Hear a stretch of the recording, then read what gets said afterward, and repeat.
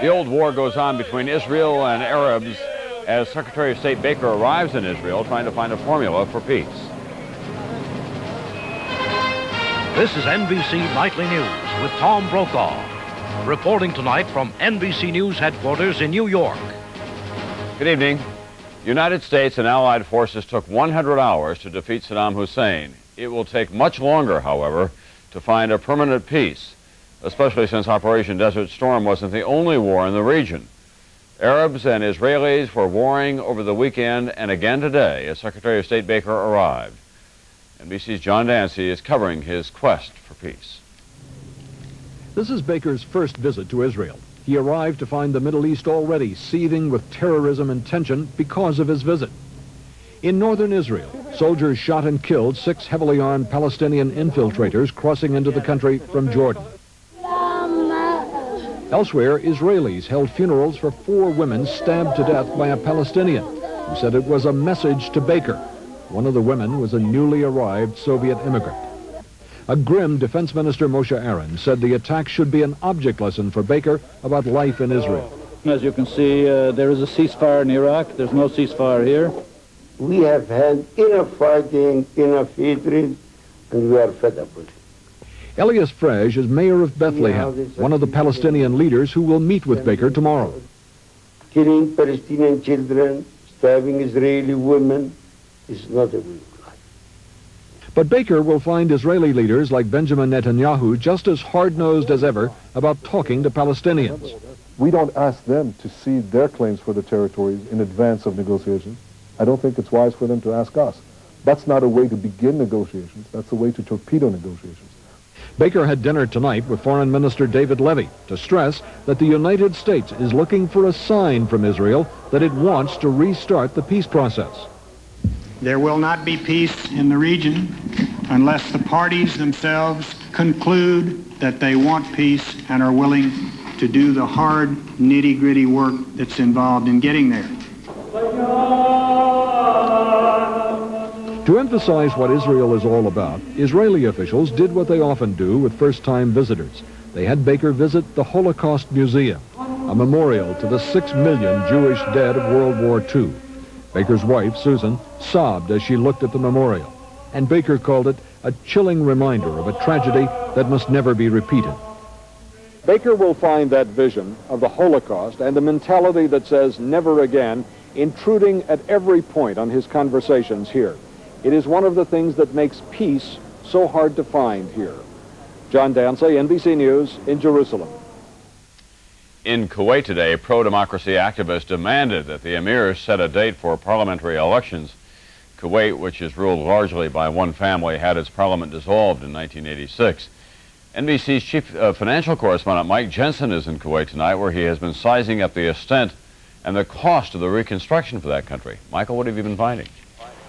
Tom, what I've been finding is that the images that we have seen so far tell only part of the story.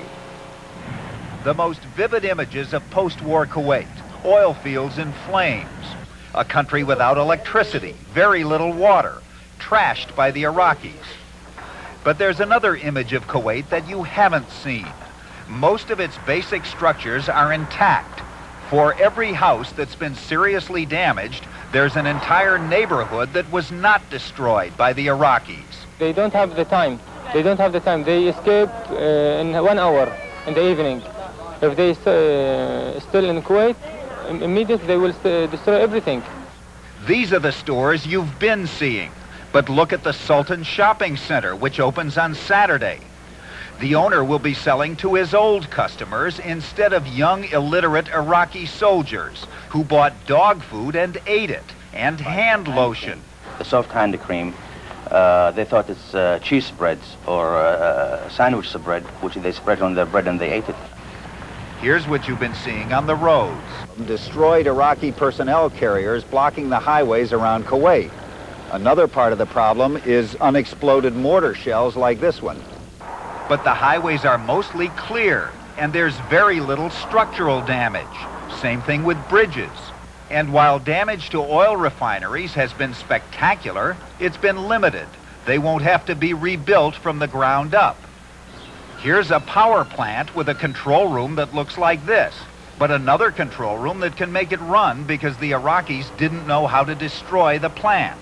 They placed their demolition charges in such a way that when one charge went off, it actually destroyed the firing wire to subsequent charges. So here's the image at the local yacht club, and here's the reality.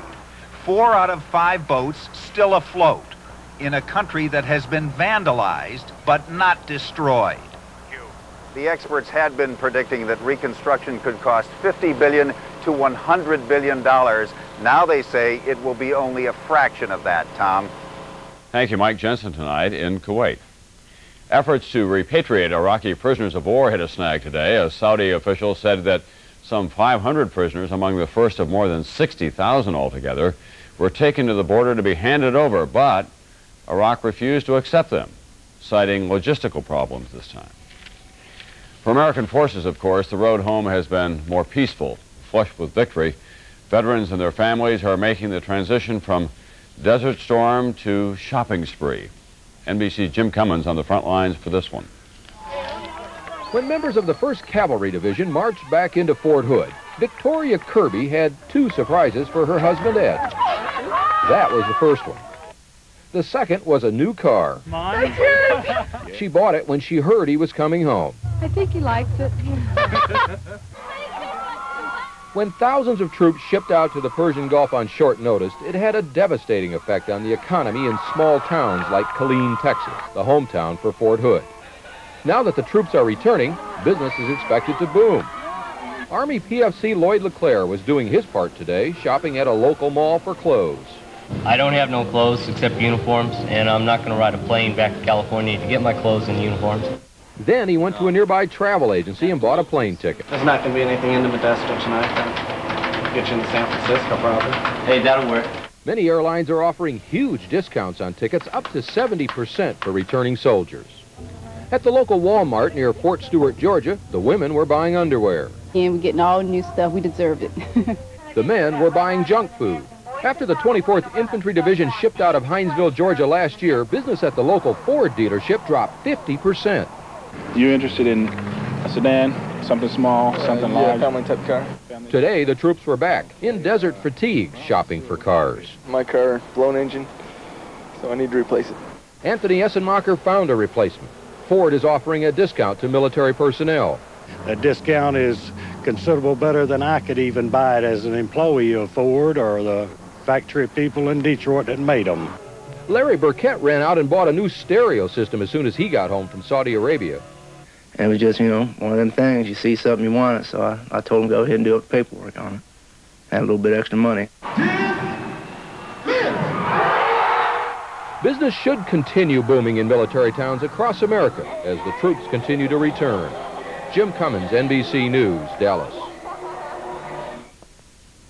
When Nightly News continues in a moment, the political battle to claim victory for Operation Desert Storm and all those troops. And tonight, we'll catch up on another battle in the streets of East Los Angeles, where gang-related murders are already ahead of last year's record pace. In interviews.